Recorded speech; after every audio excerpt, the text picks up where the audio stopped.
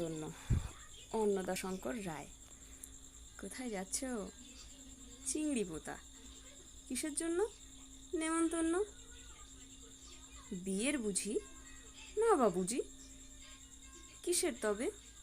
ভোজন হবে। শুধুই ভোজন? প্রসাদ ভোজন।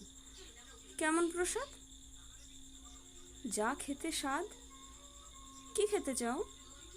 ছানার পোলাও। ইচ্ছে কি আর? সরপুরিয়ার। আহ, কি আয়েশ! রাবড়ি পায়েস।